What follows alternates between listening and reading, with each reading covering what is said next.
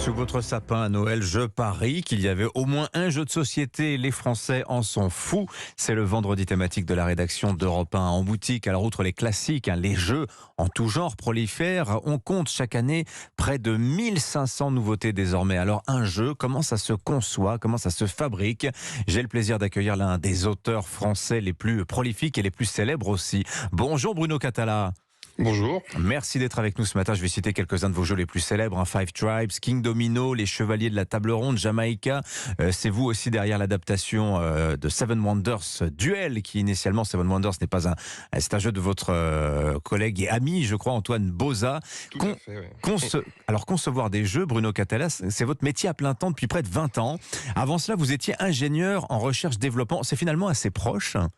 En fait, la méthodologie de travail, pour moi, en tout cas, elle est très proche. Quand vous faites de la recherche scientifique, il y a une idée de base, vous la développez au travers de plans d'expérience, et puis ensuite, on va rédiger un procédé de fabrication pour que des gens qui n'ont pas votre background technique soient capables de fabriquer le matériau.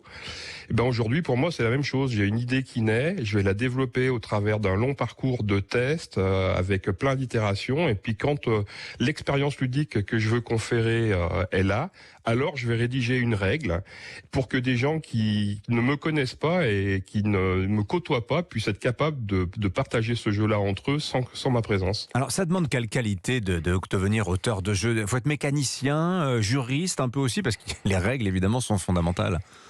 Moi, je pense qu'il faut surtout être passionné, en fait. C'est un travail à caractère culturel, artistique, etc. Et en fait, il faut s'être nourri beaucoup de l'existant pour être capable de retranscrire sa propre patte à l'intérieur de tout ça. Alors, comment vous travaillez, vous, Bruno Catala? Est-ce que vous contentez de concevoir les mécaniques de jeu, ou est-ce que ça va plus loin, jusque dans le design, le dessin, etc.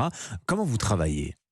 Alors c'est un ensemble. Déjà, je travaille pas seul. J'ai l'habitude de travailler beaucoup avec d'une part des co-auteurs, et puis ensuite, une fois que au niveau du prototypage, on a quelque chose qui nous plaît suffisamment, on va travailler ensuite avec un éditeur, et en fait, tous ensemble, on va tenter de mettre en place les éléments de jeu, les images, la narration, pour conférer l'expérience de jeu la plus prégnante possible. Alors, racontez-nous un peu, Bruno Catala, comment ça s'est passé pour vous, comment vous devenez auteur de jeu à plein temps. J'imagine que c'est une passion que vous viviez, que vous nourrissiez dans votre vie personnelle déjà depuis quelques années. À quel moment vous vous dites, c'est ma vie, le jeu de société? Alors déjà, moi j'ai découvert qu'il y avait une vie après le Monopoly dans les années 80, quand j'avais une vingtaine d'années, grâce à une revue qui s'appelait Jeux et Stratégie. Donc là, j'ai découvert un univers non médiatisé, mais qui était passionnant, avec des jeux beaucoup plus contemporains et beaucoup plus modernes que ceux à quoi je pouvais jouer jusque-là. Et puis, comme le jeu qui m'a fait découvrir ça avait été publié parce que son auteur avait gagné un concours de création, c'est là où j'ai découvert qu'il y avait des auteurs de jeux, parce que je m'étais jamais posé la question jusque-là. C'est quoi le jeu initiatique pour vous, Bruno Catala? C'était Fief, ça s'appelait. Un jeu d'embrouille et de trahison autour d'une table. Moi, ça m'a beaucoup plu. Et puis, donc, je me suis promis qu'un jour, j'aurais envie de faire ça. Enfin, j'avais envie de faire ça, mais j'avais pas le début d'une idée. Donc, pendant une vingtaine d'années, je me suis simplement cultivé de la chose ludique, tout en ayant ma carrière professionnelle à côté, quoi, qui me nourrissait également parce que j'étais passionné de ça. Et puis, en 2004, accident industriel, je subis un licenciement économique, et donc là, je me dis comment je rebondis? Pour retrouver du travail, il fallait que je parte loin, donc j'ai décidé de tenter l'expérience, de créer mon activité chez moi, et donc de devenir auteur de jeux avec ses joies et ses peines, parce que vivre de ça, c'est quand même assez compliqué. Oui, alors j'imagine qu'en 20 ans, vous avez vu cette industrie, j'hésite à employer ce terme d'industrie parce que c'est quand même beaucoup de l'artisanat, mais enfin, il y a quand même des ingrédients industriels désormais dans le jeu de société. À votre plus grand bonheur, on voit qu'aujourd'hui, tout à l'heure, Baptiste Morin du service économie d'Europe 1 nous disait, ce sont 1500 jeux qui sortent chaque année en France, ça fait 5 par jour, c'est énorme.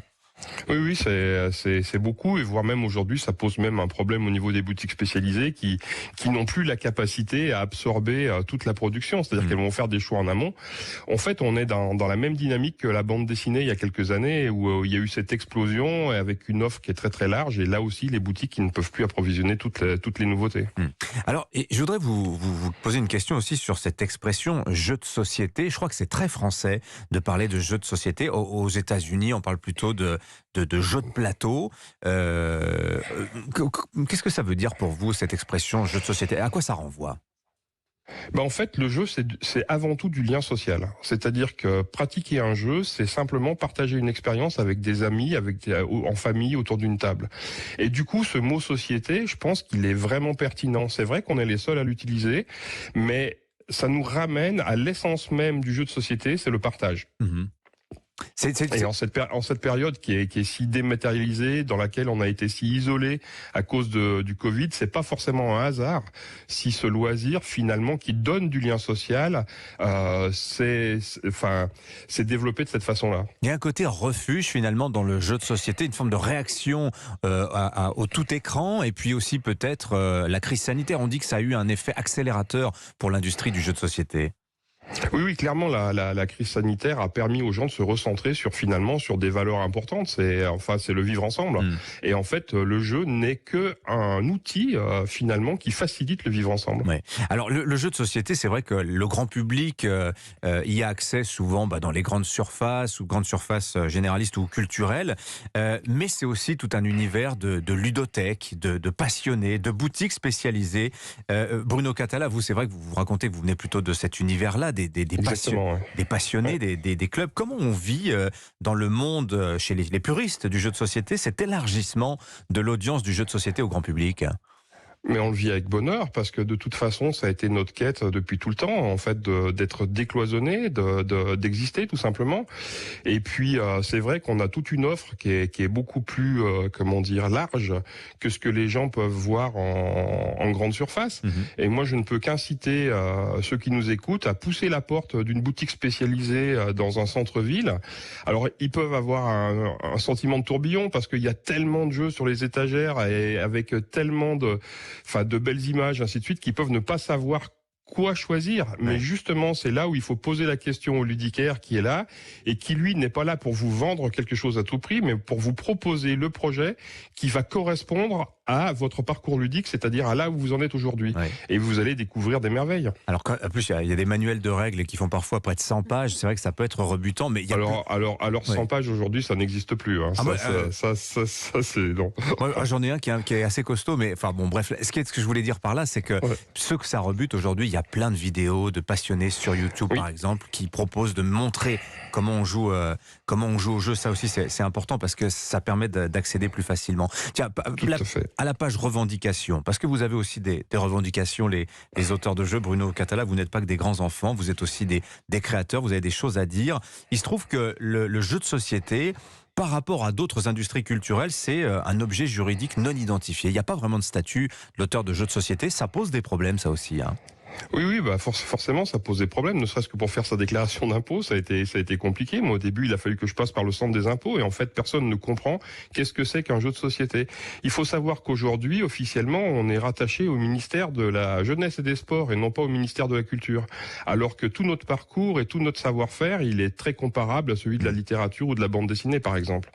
Et donc, effectivement, on est dans une sorte de no man's land juridique, mais par contre, on a une société des auteurs de jeux et une société des éditeurs de jeux qui travaillent la main dans la main justement pour porter cette parole auprès des ministères qui vont bien pour que les choses soient simplement normalisées en fait. Oui, parce que par exemple le chèque culture, on peut acheter des mangas, mais on peut pas acheter des jeux de société. Non, absolument pas.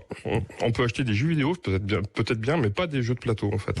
Voilà. Il faut. Donc ça, c'est une revendication que vous poussez. Vous avez espoir, Bruno Cathala, d'aboutir sur ce dossier-là ?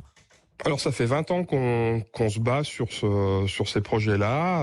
On a déjà la question avait été posée à l'Assemblée il y a déjà une quinzaine d'années, mais on avait été débouté parce qu'on nous avait expliqué qu'une règle de jeu, ça n'était pas un objet littéraire, mais ça n'était qu'une suite d'instructions. Mais bon, à côté de ça, quelqu'un qui fait un livre de cuisine, on va considérer ça comme une œuvre littéraire. Pourtant, une recette de cuisine, ça n'est jamais qu'une suite d'instructions. Mais donc du coup, aujourd'hui, par contre, les choses bougent et je sais qu'il y a des contacts qui sont maintenant avancer sur ce niveau-là. Alors oui, j'ai espoir que ça bouge et ma foi, on verra bien. On continuera à faire avancer ça, même si c'est pour les prochaines générations. Merci beaucoup Bruno Cathala. Espérons que ce vendredi thématique sur Europe 1 vous aide à avancer sur ce dossier-là auprès des autorités compétentes. Bonne journée à vous. Merci de votre témoignage ce matin.